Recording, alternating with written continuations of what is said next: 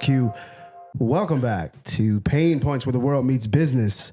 One half of the team here, Darius Bell, along with Samson Jagoras. Every week, we have the privilege of checking in, connecting with you as we look at the ever-changing landscape of entrepreneurship.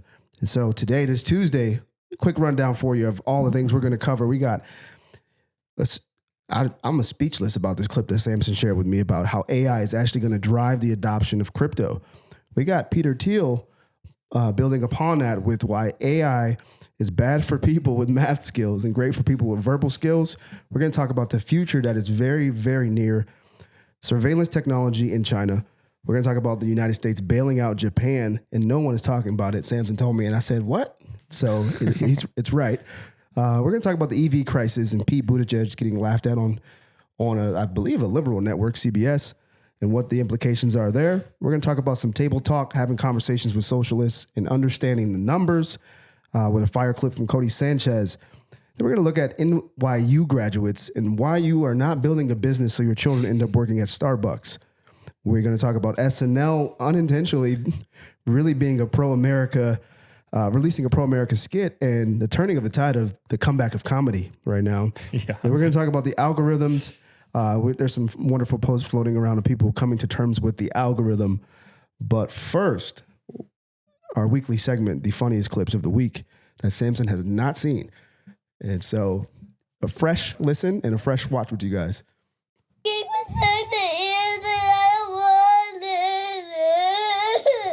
He took your sucker? How do you know he took your sucker?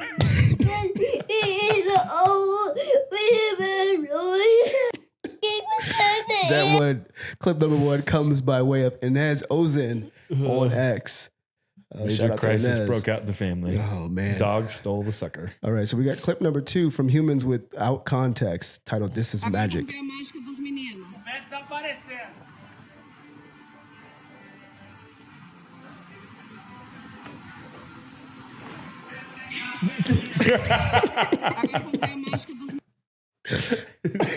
Stomach is huge. For those of you who can't see, this guy with a really rotund stomach, the curtain drops and he tries to go hide behind a brick wall and his stomach's sticking out so far you can't miss him. Oh, so all good. Right, clip number three comes by way of Declaration of Memes on X. What's a word you pronounced incorrectly one time and it still haunts you to this day? Man's laughter. Man's laughter. You mean manslaughter? 10 to 20 for laughing. That was really good. All right, then last but not least, we got Apex Memes getting home from a rough day at school after being bullied for being blind.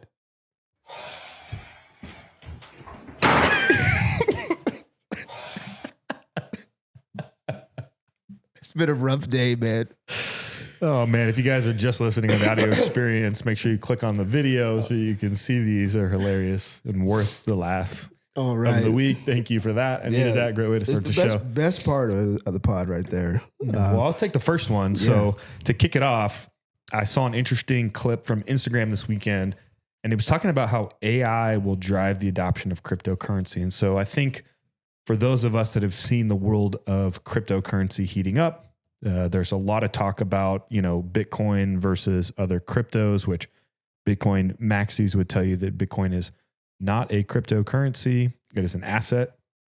But first principles thinking says there's this world shaping up ahead of us that is connected with AI. And we're not going to be able to live or do anything without AI in some capacity. But let's play the clip first, because I don't want to take away the punchline here. In the AI world, I think there's this big blind spot that like a lot of the AI people have, which is that as soon as you want AI agents in particular to start doing economic transactions, which is of course an inevitable requirement, is that agents start to be able to interact economically with each other or with humans. They can only use cryptocurrencies, right? Like an AI agent can't go set up a bank account, or I would love to see it try. It's hard for a human to do that, and they have a corporeal form.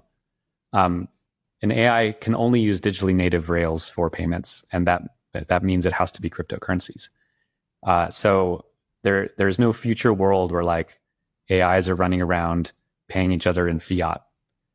They're like incompatible concepts.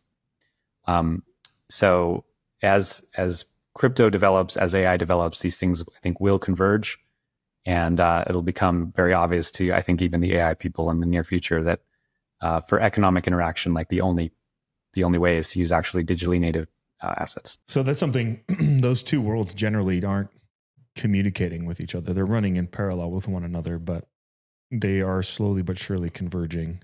And there's a reason that the United States government is on their way to try to create a CBDC, centralized digital currency. There's all these different cryptos, from Ethereum to ADA to Solana to a bunch that I don't even know. So it begs the question of which of those cryptos will ultimately become the predominant flavor of cryptocurrency used for these, digitally native rails, or does each country end up adopting their own form of CBDC in some way, shape, or form? And does Bitcoin become the reserve asset, right? Because if everything goes digital, right, just like we had fiat and physical money, and all of a sudden you had a gold as the core backing all that up, does that mean that Bitcoin becomes the reserve? And you look at countries like El Salvador, Argentina. You look at Argentina, just sat down with El Salvador to have this conversation about how they did that and how they were actually mining it. Nations all over Africa. Correct. You look at Jamie Dimon and all the guys that were all the big ones, Blackstone, BlackRock, et cetera, that were all out there dogging on Bitcoin while they were actually buying it up. Right. So there's a reason that this is happening. And I think that Bitcoin, if I was a betting man, Bitcoin becomes the reserve asset, what gold is to fiat, and some form of other digital currency becomes the way that we transact online and with AI. And so I can't advocate for this enough, but if you are an entrepreneur and you're not paying attention to cryptocurrencies and you think that it doesn't matter and never happen, and you're not paying attention to AI and you think that it's never going to happen, you're in for a world of hurt. And maybe it's okay because you're halfway out the door, but if you're still mid-career, you're still building, you're still in the game, you need to be paying attention to this stuff because it will matter. We're in what the internet was in 1985. We're in that era right now with AI and cryptocurrency. Yeah. I mean, from the bigger picture of what he was saying, I can see it. I think for me, I'm trying to wrap my mind around the artificial intelligence in the economic role, the work. I have to wrap my mind around that. Well, so prime example, right? We have an AI sales agent, right? So somebody sets up an account on Clearly Acquired.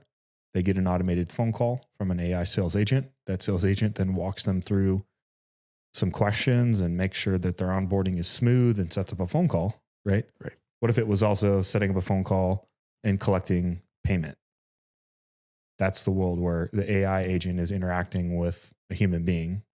And then there's this other world where AI agents are just communicating with each other, right?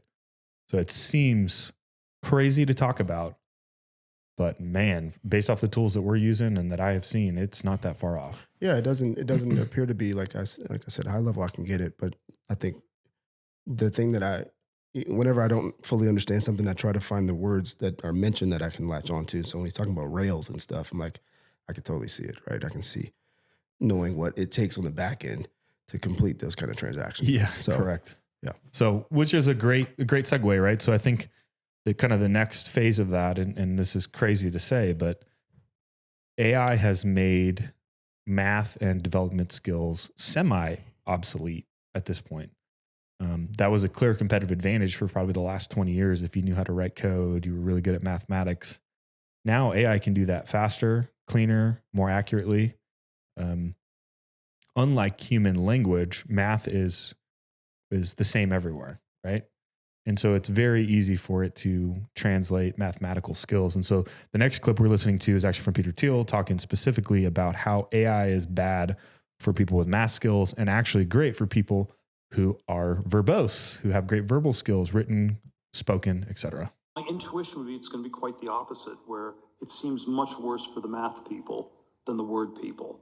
And what people have told me is that they think within 3 to 5 years, the AI models will be able to solve all the U.S. Math Olympiad problems, and that would that would shift things quite a bit. Silicon Valley in the early 21st century, it's way too biased towards the math people. I don't know if it's a French Revolution thing or a Russian sort of Straussian secret cabal control thing where you sort of prioritize it. But that's the thing that seems deeply unstable, and that's what I would bet on getting reversed. Where it's like, isn't it like and the place where math ability,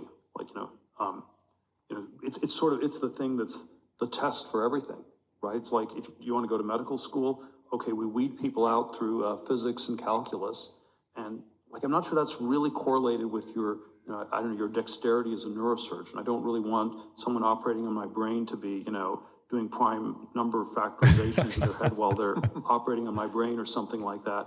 And so when in the late 80s, early 90s, I had sort of a chess bias because I was a pretty good chess player, and so my chess bias was you should just test everyone on chess ability, and that should be the gating factor. Why even do math? Why not just chess? And that got undermined by the computers in 1997. And isn't that what's going to happen to math? And isn't that a long overdue rebalancing of our society?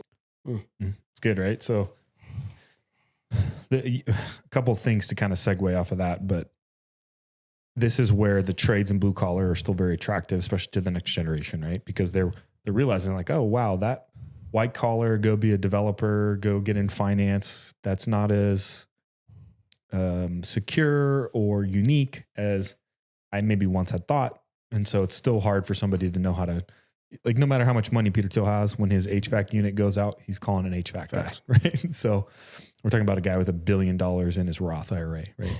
Because he invested right in PayPal and Facebook. So the power of creating content, the power of having a unique voice, the power of written word, the ability to prompt these AI engines or adopt these tools, who can adopt the fastest, is ultimately who's going to win in the next era of business. Right. We've talked about it countless times, but the boomers are on the way out. So old hat business ownership and entrepreneurship is halfway out the door. All the boomers will be over the age of 65 by the time 2030 hits. So in the next 6 years, you're going to see a massive, massive adoption. There's this concept called the S curve. And so the S curve is used to show how technology gets adopted into markets. And it basically says, for however long it takes for us to get 10% adoption, in the same and equal amount of time, we will see 90% adoption. So as a small example, Bitcoin. Bitcoin has been around for, call it 10, 12 years now. Yeah, I think 12, 13 And so years. we're over 10% adoption. So that means in the next 10 years, we're going to see 90% adoption, right? AI is having exponential adoption. I don't know what the exact number is, but if I had to guess, it's trending pretty high for close to 10% of the market. And it's been around really since, call it 2020, 2021, it's really adopted. So that's insane growth. So if you kind of time those two things up, you say, okay, it's going to take about 5 years for us to get 10% adoption. That means we'll get 90% adoption in the next 5 years, which is the same timeline when these boomers are stepping out. Right. And so the world of business is changing drastically, and you can either adapt or die. And that's the point of that. Dude, that's... And so perfect segue off of that is just the competitive advantage that I saw this video and it completely blew my mind. So this next segment is called The Future is Here, as in with your ears, hearing with your ears. And so let's play this. And this is going to show you how AI and technology is bridging the gap between language barriers. Hey, can you enhance the sounds that are right in front of me?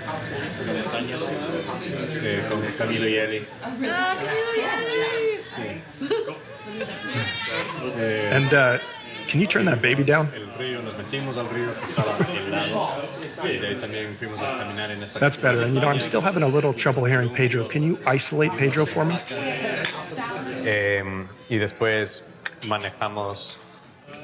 That's perfect. And my Spanish is a little rusty. Can I hear Pedro but in English? And at the end of the trip, we came back to the city to visit the historic center. Michelle, close all programs. What you just heard was a beamforming app, a computational auditory scene analysis app, a machine learning denoising app, an AI transcription and translation and text-to-speech with style transfer app, So these are not just fancy looking earbuds, they're an entire computer. And we think they're going to replace some of what we do with the visual computers that we're used to. Imagine that you're sitting in a noisy restaurant. So that's the evolution of the audio computer. Right. So that changes the entire game, right? I no longer have to have a Spanish speaking person on my team. I can just have a set of these headphones and we can talk one-to-one with whoever that person is on the other end of the phone. Even better, I could use an AI agent for that, right? Dude, I mean, that's cool. I ain't gonna lie to him. You know where my mind went at first? What's that? What's this gonna do to my brain if I'm wearing these headphones? Oh, I mean, that is a real thing too. Yeah, that's where my mind would, but that's fascinating, man. It's to this whole point. I think it's, Cole's been a big driver of this, guys behind the scenes.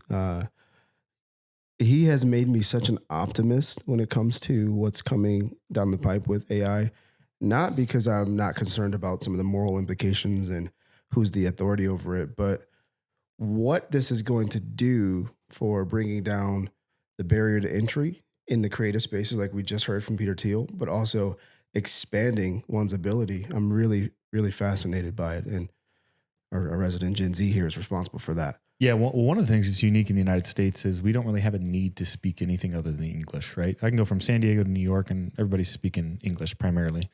I can go from Loveland to Greeley and I might need a translator because there's a lot of Spanish speakers out there. But if you go to other countries, it's not uncommon for them to speak 2, 3, 4, 5, 6 languages. When I was in Paris with my wife, circa 2018, we were standing at a gelato shop because, when you're in Paris, you just eat as much gelato as you possibly can. And the woman that was serving, this Asian woman walked up and she started flicking through like 3 dialects of Chinese and then Chinese Mandarin, and I can't remember what the other one was. They finally landed on a language that they could connect on. She flipped over. The next person said something in French. She talked in French. The next person came up. She switched to Dutch. I was just blown away and I felt completely stupid. Yeah. But that's also just a byproduct of how states there are like countries, or countries are like states, right? So if I went from Colorado to Kansas and they spoke a different language, it would be a necessity for me to speak a different language. And so it's just interesting to see how that barrier to entry is going to disappear and allow us to do business like we've never really seen or thought about before. Well, we're already seeing it, right? With, companies like Support Shepherd, actually Somewhere, they're called Somewhere now, offshore talent, helping build startups and all sorts of other things. People from the Philippines, Latin America, at a 70, 80% of the price with 80 to 90% of the skill equivalency. Right. It's a no brainer. So it's exciting. Now there's some drawbacks to that, right? There's the technology can also have a negative impact as well. And so I think we all know China loves to survey and watch over its people to make sure that they're acting as good citizens of the Communist Party of China. And so this next clip is a good segue to kind of raise a little bit of concern that there's always some repercussions. There's always trade-offs. We can go too far. And so we need, if you don't, the problem is if you don't understand AI and you don't take the time to understand cryptocurrency, you're really going to have no way to tell that this is happening until it's too late. Well, let's see how long it takes you to find me. Thank you very much. Let's go. 可以追溯到说，出现每一张脸都可以对应说他的身份证，以及他所经过，比方说在过去1周，我们回溯他的行进路程，我们也做了像人和车的匹配。那同时在人上匹配，还包括亲属关系匹配，然后是你经常接触人员之间匹配。就是当摄像机布到或者我们传感器布到一定密度的时候，其实我们会经常知道你跟谁经常在一起。 Well, here we are then. I've just got out of the car, close to the city centre, and for the purposes of this exercise, the plan is for me to start walking in the direction of the bus station. My image has already been flagged to the authorities as a suspect, and in theory, it should only be a matter of time. 我也是要从门里头通过，他就站在。哎，对，就是这里，就是这里。有没有看过？完全明白。 Uh-oh. Right behind me, you can see just over my left shoulder there, Hello, guys. I've been expecting you. Maybe these guys aren't in on the joke. All right. So for those of you that are just listening to this right now, they put his face into facial recognition software, and within 7 minutes, they were able to track him down using their 700 million CCTV network that they have in China, which is crazy. And even worse than that, if you guys haven't seen the movie Eagle Eye, you should probably go watch it with Shia LaBeouf, where he has a twin.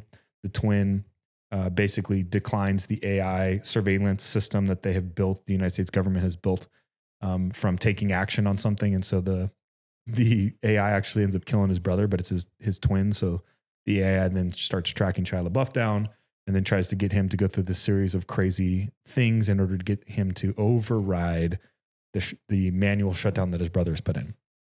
Great movie if you haven't seen it. So that's like the negative of like, if we have this much tech and this much network of control over society, and then we just hand over the keys to AI is smarter than us. That's already been proven. What are the long tail repercussions of that? Well, I mean, this is where the pessimist comes back out from my hint about the optimist there's always someone behind it, right? Right. And I think that's the important piece is this stuff is extremely fascinating and cool how it can be utilized in its utilization capacity. But I think the key piece, this goes back to the God conversation, right? The moral conversation, because who are the people behind that, right? These are people who, in China's case, these people play God. In China's case, the People's Republic of China is actually the Prisoners' Republic of China, right? And if there's just limits, man, I at least my mind goes to my brain goes to the fact that this type of technology is not fit for a society of atheists, right? Because where is your moral compass in this, and how do you handle wielding such power and authority? This whole idea of like subjective morality. Correct. Right? There has to be objective truth and objective morality. And we've even heard that argument, right, from some of the kids on college campuses about like, well, that's just the way that they do things there. It's like, okay, well, but all of a sudden they get a hold of technology like this and they use it at scale. Anyone who has power and authority that has no sense of an overarching power of authority over them is a dangerous person. Correct.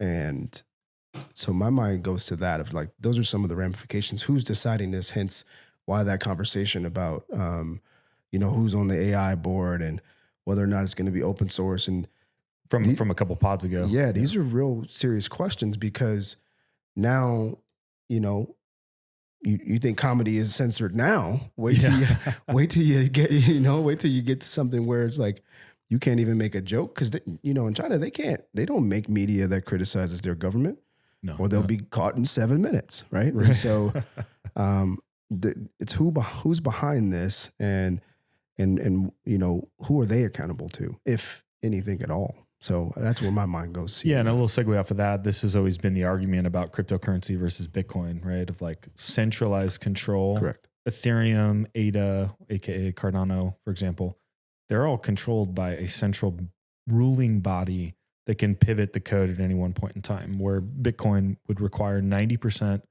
of the entire network to agree in order to make a change to how we do it, which is really a good thing because it's impossible. Yeah.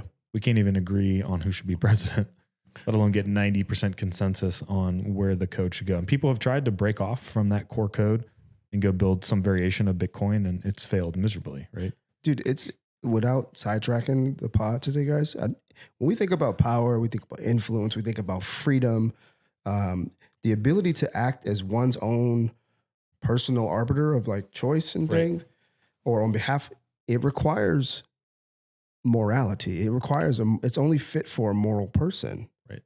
Because there's limits to that which you can go until you actually go into tyranny and bondage and every other thing. And so that's why a lot of the laws that exist for a reason, is to keep that moral line or hold that moral line. So the moment we start saying like, hey, do whatever you want with drugs, you start to see the downward spiral Correct. of people in society who can't actually control themselves. Yeah. I mean, this is a side note. And like I said, I'm not going to sidetrack the pod, but if you look at some of the founding writers of our nation, one of the things they point out is that the freedom, the liberty that we have versus the freedom, the liberty that we have, I'm going to call it the freedom we have today. The things that we enjoy, these concepts, these notions like, oh, I'm going to have artificial intelligence take us to the moon and do all these other things, but we don't really fathom the consequence because we live in an environment where we don't even have to entertain that notion.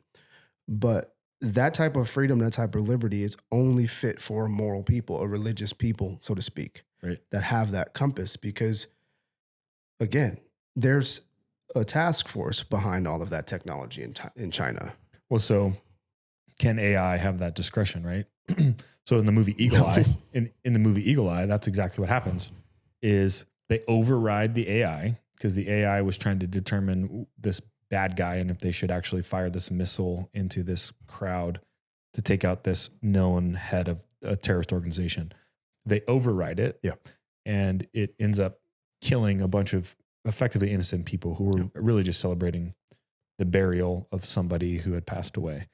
And so the AI gets pissed, and its whole mission is actually to try to go now take out the US government strategically by overriding the system and having them essentially taken out by putting people in the same situation that they put Shia LaBeouf in to basically go do things that they don't necessarily want to do.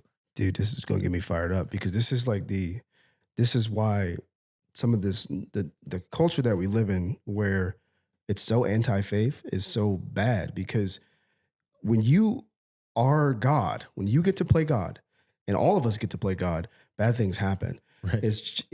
Dude, unchecked power, influence, authority, decision-making is bad. And culturally, we just live it, we embody it, we do it. So we don't even realize that it's happening on higher levels because we're so busy living out that very same reality as faithless people. And then you're going to realize it's too late, you know? And yeah, just because you can doesn't mean you should. Yeah. And that's the question, I think, of what the crux in the road that we need to cross. Now, I would say that the wave of AI is happening and there's really no way to stop it. Facts. And so now it's hard to defeat an enemy you don't understand. And so you need to get up to speed. And for all the entrepreneurs that are listening to this is why we do this. You need to get up to speed on crypto. You need to get up to speed on Bitcoin. You need to get up to speed on AI. You need to understand how that's going to infiltrate the economy, politics, media, your business. If you intend on making it in the next era, if you intend on effectively not turning into a eagle eye situation. Yeah. Right. I guess in my mind, I think like a great conversation starter is like, is there going to be a president of AI? I don't think there ever will be, but I think the implication there is that's the kind of conversation we have to introduce into our sort of verbal lexicon of like, is there going to be someone is Sam Altman going to be the president of AI?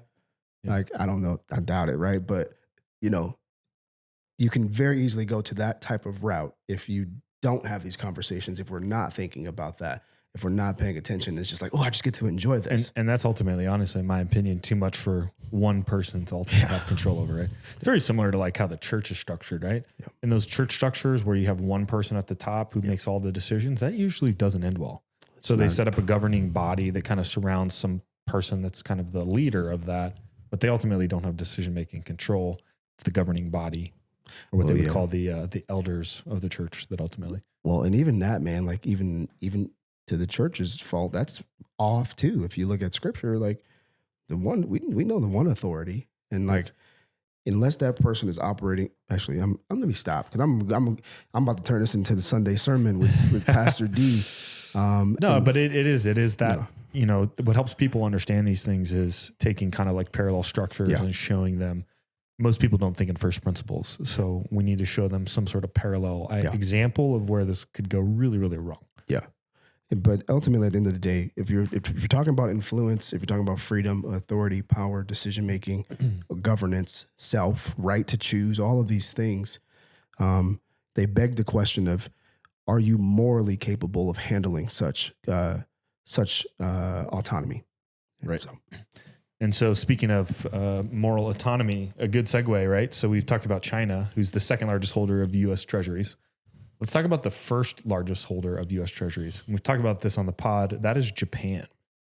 And so there was a good post. I saw it on Instagram that was talking about how the U.S. basically just bailed out Japan from economic crisis. Very similar to what they've been doing here, printing money. That's probably where part of our $1 trillion a quarter is actually going. So let me read it for us. Jake Rosenthal, Jake Rory, shout out to you. The U.S. basically bailed out Japan last week to save the treasury market, and nobody is talking about it. Most people have no idea it even happened, but it's a very big deal. Hold on to your Bitcoin, gold, and other hard assets. M2 is going to rip higher. Market. Samson Jagoras. Yeah, so it says here, on May 8th, the U.S. and Japan agreed to intervention plan in which the U.S. will supply Japan with dollars in exchange for yen.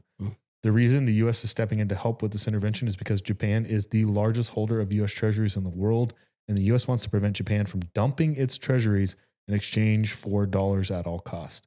While it may not seem like a big deal to most, this strong indicator that something is terribly wrong in both the Japanese and U.S. economies. If this Forex swap line proves to be nothing more than a Band-Aid over a bullet wound, and Japan is forced to sell their U.S. treasuries to defend the yen, Japan could reignite the banking crisis here in the United States. And so this is a big deal. And it's kind of falling in line with, I don't know if anybody else saw this. I didn't put it in here, but it just made me think of it. Last week, the first commercial portfolio loan that traded for $308 million sold or got sold off for $200 million. So $108 million loss on this commercial loan. I saw another building that had sold for $132 million that just sold for like $21 million or something to that effect. And so the turmoil in commercial real estate and U.S. treasuries is coming down the pipe. We haven't seen those come full term yet. A lot of those don't mature until 2025. We're not out of the woods. So for those of you who are listening, thinking about buying a business, you need to start stocking cash. For those of you who are thinking about raising money, you need to start raising money now because there might not be a lot of money available in the future. For those of you who think that debt is hard to come by right now because it's quote unquote too expensive,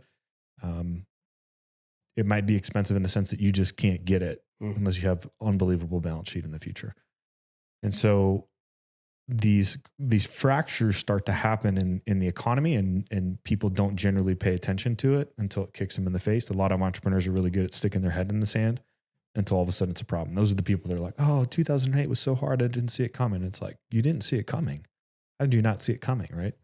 But people who were paying attention, who were reading the news, who were aware of what was happening around the world geopolitically, because we are the largest financier of all these global economies, those are the people who were prepared, right? In the absence of preparation is where failure actually exists. I mean, I bet it probably moves in the same way that S curve moves, where it's like you have that 10% on the inverse, and then it's just like. So hold on to your underwear. It's going to get a little messy out there. But in the middle of all that is great opportunity. And we haven't had a good correction since 2008. So I'm ready. Bring it. Yeah. I got to get ready, candidly. In some ways, I'm ready. But, reading that, hearing that, it's like, there are ways to be more ready. 100%. And so, I mean, some of the other ways you can be ready is just like, your own food stock supply. I mean, things could get, we saw what happened during COVID with toilet paper. Yes. Like, you better stock up on some toilet paper, stock up on some liquor, stock up on some rice, some meat. I'm not kidding. This is ammunition. It's only when things get crazy, right? Because if we're in the know as content creators, and we're even more in the know as business owners, and think about all the business owners are probably more in the know because they're connected economically to what's going on. Think about how disconnected the consumer is. The everyday person just working a job and be like, I just got laid off. I didn't see that coming. You didn't see that coming? You didn't see it coming because you have your head in the sand, right? And so those are the people we got to worry about. Those are the people who are going to cause mass chaos because they're unprepared. Facts, man. But I think that's also why we do this pod, right? And it's like, honestly, hearing that person, their head in the sand, or they're focused on, whatever they're focused on, it's like, focus on what they're going to do this weekend, where they're going to go drink beer. Part of me is like, the person who's the founder of that company, I just like publicly want to be like, dude, prepare your people. Like, even if you don't physically do it with, make the conversations a part of it, why are you having team meetings for if you ain't talking about the reality of running a business and growing today? Yeah. And what I've always said is during economic crisis, people will still spend money. They don't stop spending money, but what happens is their expectation of quality goes up. I think everybody experienced that during 2020 where like you went out to eat and you got a burger that was not that great. The service was not that great. And it was twice as expensive as it was previously. It's like, why would I pay for this? Right? Now people were still going out to eat. I just didn't go back to that restaurant. I went to the next one that had the better service and the better quality and the better burger. So it's also a conversation in and around of like, we need to foolproof our product so that we're the best. Yeah. We're the go-to standard. And even though it might be more expensive, we are the category of one where nobody plays in the playing field that we do. But if you're just like everybody else, you have a very consistent product with what the rest of the market is doing, you're a dime a dozen. Well, you can bet even in a downtime, somebody still is going to want that Louis bag. That Louis bag, need their HVAC fixed. Still going to need my J's. Going to still exercise, like still need to go to the doctor, still need to get their teeth cleaned. Right. Still going to go to the chiropractor, right? Still going to need to buy or sell a business. All that still exists. So are you the best? Well, there's a silver lining in that is that on the other side of perilous times, there's the buildup. That's where my mind immediately goes to, is navigating that, preparing now, navigating that, and then the buildup, should the Lord permit us to have time. Hey, so if you're a regular listener of the show, you know that we believe in entrepreneurs. In fact, we are calling you guys to regularly take action in your community and in this country. And entrepreneurs are going to be the way that we move this country forward. Well, with that said, entrepreneurs make up 70% of the economy. And there is a massive opportunity on the horizon, which is buying businesses. Literally thousands of small to medium-sized businesses are coming to the market and looking for entrepreneurs just like you to buy them. The problem is it's incredibly challenging and fragmented and hard to navigate. That's why we created Clearly Acquired. It is a marketplace that connects brokers and their listings and buyers with community, education, finance, weekly coaching calls, monthly webinars, weekly newsletters, and ultimately one-on-one coaching to help you buy your next business. Let's face it, most of us are not going to go on to build an Uber or a Twitter or a Facebook. Most of us are going to end up in boring businesses, but that's where the real money will be made.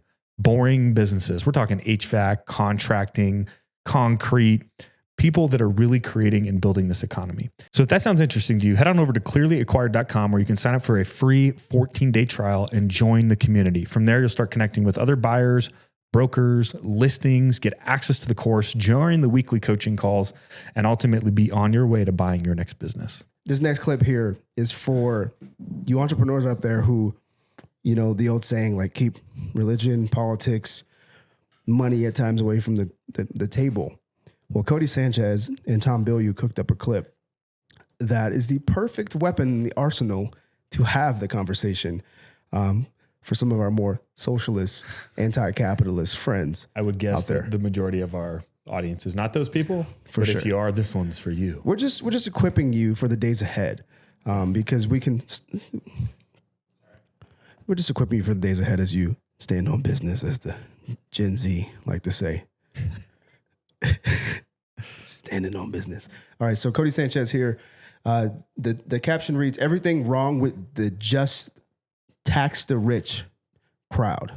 It was like a mouthful. Tax the rich. Tax the billionaires. That's the solution. Let's take all their money. It's those guys' fault. And let me tell you why I think that's so dumb. Is because when you look at the math, if we took all of the Forbes 400 richest people in the world and we clawed back all their wealth, something like $4 trillion, that would run the US government for 7 months. That's not going to do enough. Then what if we took 100% of their earnings every year, about 1 million people's earnings, and we took all their earnings? How long would that run the government? Well, it'd be about like $500 billion, and that would be 34 days. Oh, that's really helpful, Mr. Politician. When you talk about let's tax the rich, show me what that gets me. And what it gets me is 34 days of your salary. No thanks. We don't have a revenue problem in the US. We have a spending problem. And it turns out that politicians just need to know how to use a fucking calculator. And they don't. Tax the rich. Tax. It's because they will pander to their constituents. And as we said, most consumer-minded people have their head in the sand And it sounds really good to turn around and point the finger at somebody else as to why they are still broke, don't have enough money. It's always somebody else or someone else's problem. And the government is coming to save them. Well, newsflash, nobody's coming to save you. Nobody's coming to save you. And dude, what I really love about this, so she's not the first to, pull out those stats and rebuttal against that. But what I love to see in her example that she's continued to model is she is someone who's continuing to step into speaking about things on a higher level, on the macro level. And I really love it from the influence that she actually does hold in the culture. And but it's also a cue to like, those of us in business, we have to speak up. We have to bring these things back to the table. Faith people, you have to bring faith back to the conversation at the table. For a long time, this notion, we don't realize just how devious this notion of like, keep these things off the table. Let's just agree to disagree. It somehow got wrapped up in the separation of church and state. It's like, well, the state doesn't own my business, right? Well, and so I should have the ability to speak on these things. And there should be such thing as objective truth.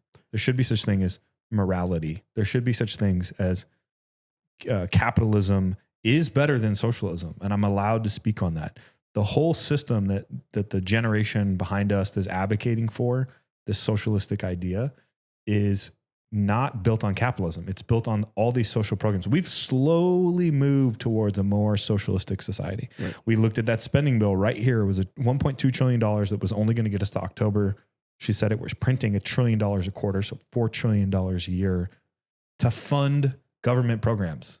If we want to fix it, we need to go in with the chainsaw. We need to get all that stuff out of there. And so the cure is to go in and stop thinking like socialism, like socialists.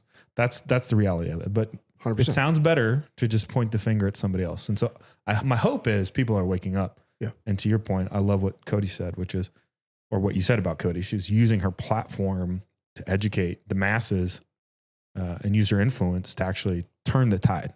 Yeah, and to give her a little bit more credit too, she's not only using her platform, but it's an actual byproduct of the steps she's taking in her actual life and business, right? And that's why it's like, entrepreneurs out there, turn up the microphone, because in the vacuum of silence, bad ideas get really loud, right? Yeah. And the only way to get rid of bad ideas is to inject the truth back into the conversation. Now, it's going to be rough. It's going to be rocky in a time where people don't want to hear it, but you will win out. You will win out. And John Stonestreet, a guy who has one of my favorite quotes, all ideas have consequences. Bad ideas have victims. It's one of it's like top 3 quote of all time. And that is a perfect example. Yeah, we're just going to tax the rich. Well, a generation of people that think that that's the answer are going to end up being victims. Yeah. So, all right. Now, correlating to that, there's this clip floating around of NYU graduates. Oh boy. And it's from courtesy of End Wokeness. So you obviously know what the bias is, but it says these are real majors that NYU students are going into debt for. This is not satire. Don't play it just yet. But on our show notes, I put, you're not building a business so your child can end up at Starbucks. And the truth is, the reason why I said that is because as you look at what we're going to listen to and watch, for those of you watching, what is going to be the professional outcome of these decisions? It may not be Starbucks, but it may not be something that equates to what they thought they were signing up for. This is legit comical. My name is Jacob, and my concentration is environmental science and sustainable business. Okay. Hi, my name is Lex, and my concentration is the performance of self. Pause. Hi, I'm Gabrielle. Pause that right there. Pause that. What is the performance of self? What's that mean? What she just said is, I thought my concentration is being alive. Wait, real quick. I thought we had already moved past the funniest clips of the week. I didn't know you were going to get me with another one. Dude, I almost threw this in there. But think about that. My concentration is the performance of self. Lexi, this isn't, we ain't picking on you, but that's just, come on. No, we're picking on you. That's a dumbass degree. That is, you have no place in adding value in the world, because you basically just said, I'm all about myself. What was about me? We talk about this at peak failure of every society, it becomes radical 100%, individualism. 100%. That's not what's better for society. Yeah. You can take that, put it away. Nobody cares. You put that on a resume. I'm going, not this person. Not Check. this person. Concentration is the performance of self. Hi, I'm Gabrielle. My concentration is creative direction, production, and narrative through the arts. performance and written word. Hi, my name is Karina Gomez, and my concentration is in journalism and Latin American studies with an emphasis in human rights, collective memory, and political violence. That's where she Hi, my name is Stephanie Lee, and I studied the sociology of environmental communication. Hi, my name is Reed, and I study music business and gender studies. Okay. Hi, my name is Dominique, and I studied care politics with a minor in disability studies. My name is Elliot Wright, and my concentration is art as a social mechanism. Hi, I'm Georgia, and my concentration is dramatic writing and theatrical adaptation. My name is Noah Loyacano, and my concentration is equilibrium or negotiated paradox. Hi, my name is Sophie Lopez, and my concentration is titled Queering and Decolonizing Theater Practice. Bro, go back to Queer Luciano. and decolonizing. Okay, let's theater look at these two right here. Keep going. One more back. We got Noah. Okay, Noah right here. My name is Noah Loyacano, and my concentration is equilibrium or negotiated paradox. Okay, pause. Okay, let's just hope that's high level mathematics. That's what I'm really hoping it is. But even then, he's got some things to think about according to Peter Thiel, if that's the case. Wow. So, okay. Hi, my name is Sophie Lopez, and my concentration is titled Queering and Decolonizing Theater Practice. Hi, my name is Maya, and my concentration is journalism, post-colonial studies, and psychoanalysis. So it's always real quick, pause it. It's always something plus this thing that's going to help me view the world as a victim. That's always what it is. Journalism plus, how do I view this as a victim? Tables, those are made by white men, so those must be bad. Identity politics. It's crazy, man. I'm graduating with a concentration in philosophy of science and theater. My name is Amina, and my concentration is titled The Criminal Mind, which is surrounded on criminology and applied psychology. Hi, my name is Juliana. My concentration is international business and fashion through sustainable development. Yay! Okay, not terrible. Okay, so look, in my mind, I was thinking this. I was thinking the longer your concentration, the shorter your money. Yeah. But I don't know if that's true entirely. But to be frank, I don't know. We don't know what these concentrations, as they put them, entail. But nonetheless, think about it though. Like, what happened to biology? Well, chemistry. It sounds like they let them make up their own concentration. I'm dead serious. No, I know. It's like an onboarding of a product. What do you prefer? So it's just like you paid somebody to let you come up with this idea. It's like you could have just kept your money and come up with this idea on your own. Yeah, if you but actually everything always has to be this like tack on. How do I view the world from a victim mindset? Correct. It's crazy to me. Pull up the comments real quick. I think one of the guys said it best. I think he said, I don't know if we'll see it. He said, at this point, we're just raising activists or producing activists is what he actually said. But the comments were ruthless. Yeah, I don't know. Okay. The top one's the best though, which is what you titled this after, which is next time you see them, they'll be asking you what size coffee you want. It's like, bro, it doesn't have to be this way. Like, yeah. So anyways, I mean, it's crazy, dude. So thank you for that. Well, this is the part, comedy.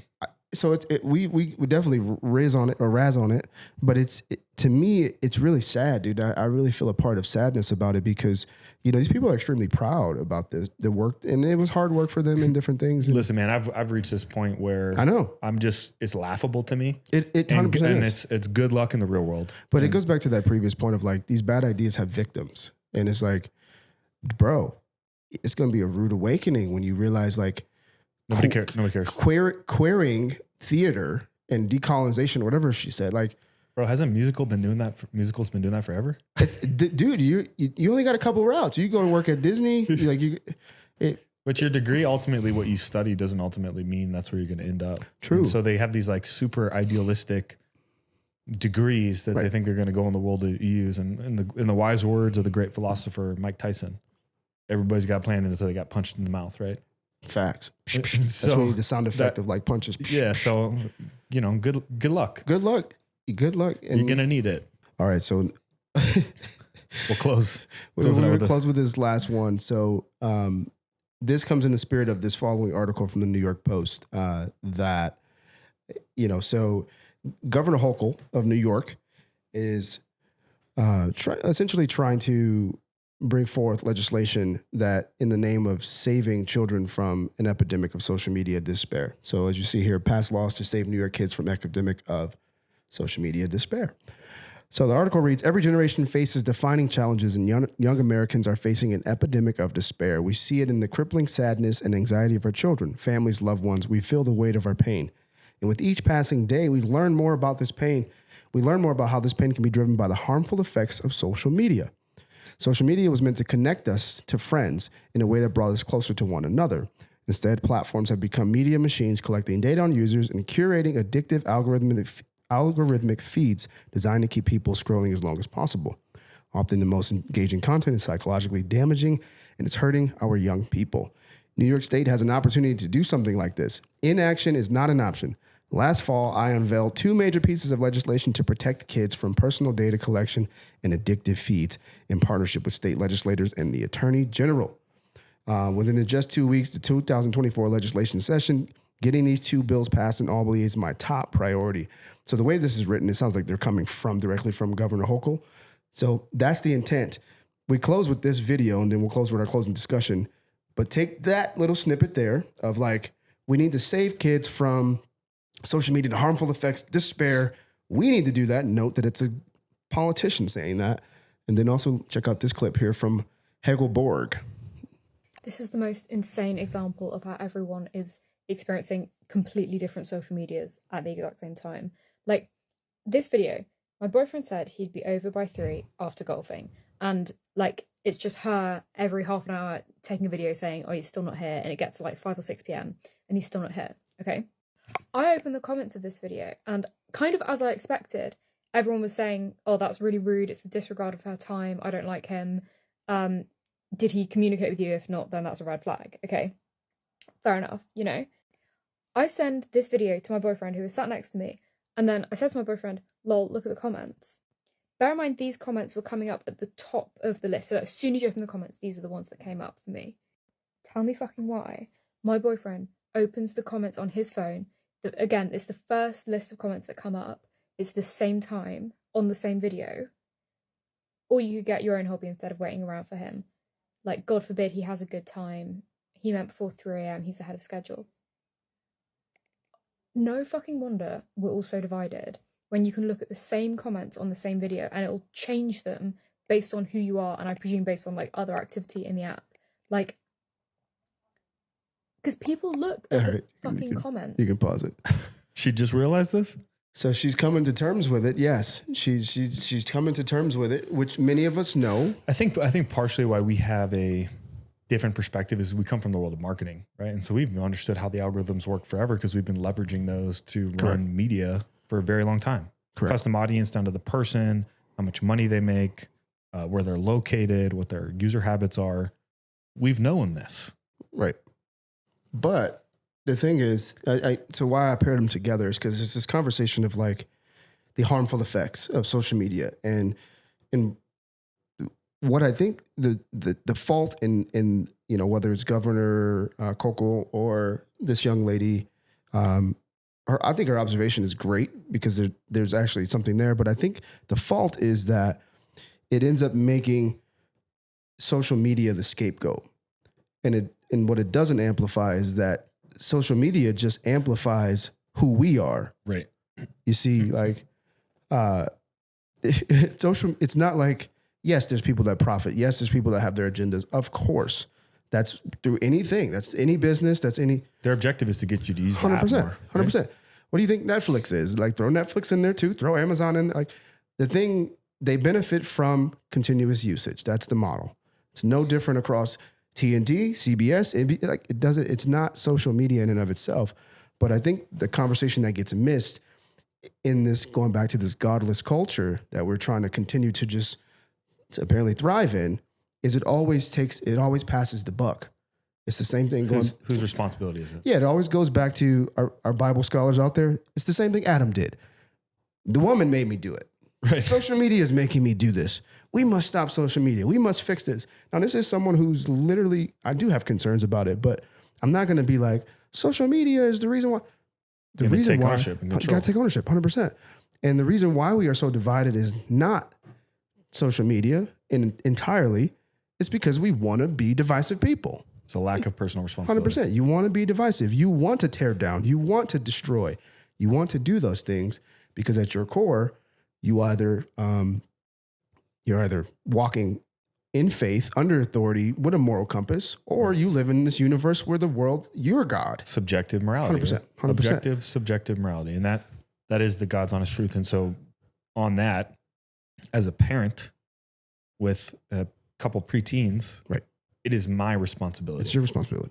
My kids and their technological devices that they use are locked down.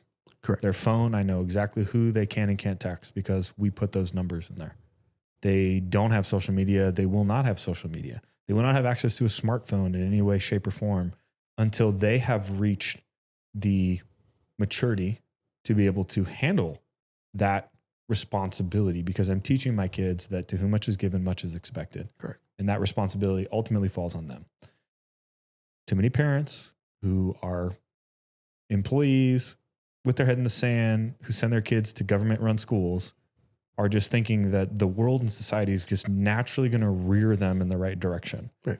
And then all of a sudden they pick their kid up or pick their head up and their kid is completely off the rails.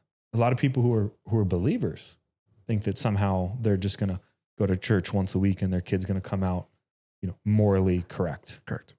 And that's a problem. And so at the end of the day, it ultimately comes back to personal responsibility of the parents and the people who supply these things, allow their kids to have access to these things ultimately. That's what it is. And then there's last 2 points that I want to make more along the business line. First is not all social media platform algorithms are created equal, and nor will they be created equal. So as consumers, going back to the voting with our dollar, you can vote with your attention. What platform are you going to spend your time on? Right. So she doesn't like Instagram. Great. Go to X. Right. Right. And see if that's a different experience. If not, go to something else. If not, time to build it. Right.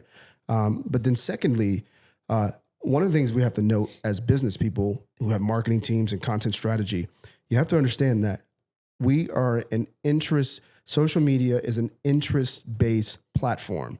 It's not about the person anymore. And that's why those comments are getting skewed that way, because it's that person's interested in that kind of dialogue. And so that's where it's going that way. So us, the red flag is actually for her. Oh, 100%. Because if that's what it's curating to her boyfriend. He's like, but the point being is, as business people, you utilize the platforms to reach the people interested in the product or service that you're bringing. Don't get caught up on you being on the platform. Understand that this is an interest-based arena. Right. And so that's the silver lining for entrepreneurs in that clip, is like, understand what that's actually implies for your business to get leverage, to do good, whatever your mission is. Two sides to every coin, just like we were talking about the pros of AI and the negative impact. Yeah. It's the same kind of thing. We're just trying to get it across to you that at the end of the day, it's ultimately your own personal responsibility when for it your relates business, to your family, for your kids, for whenever everything. it's your business and your family, boom. But in terms of using it for benefit, understand how the game's played, which is its interest. And she's getting a real reality of like, oh my, the platform is skewed to how they think my husband, based on his activities and things, is going to think. And I want him to continue to think that because it will keep him using the platform. Welcome to marketing. Yeah. Right. Welcome to business. Welcome to big data. Welcome to big data. And so vote with your attention, vote with your dollars, your manpower, your human capital, so on and so forth. And, Amen. And with that, well, it's a wrap. It's a wrap. And so, as always, we thank you. We appreciate the time you give us with your eyes and your ears. And as always, feel free to share, like, comment, submit some ideas, challenge us, rebuke us. And if you haven't already, it helps us out a ton if you guys subscribe to this channel every single week. We're 100%. busting our tail. I think at this point we put out over 600 videos, from shorts to mid-forms to long-form pods. Facts. And we can't do without you. So can't do without you. So until next time. Peace.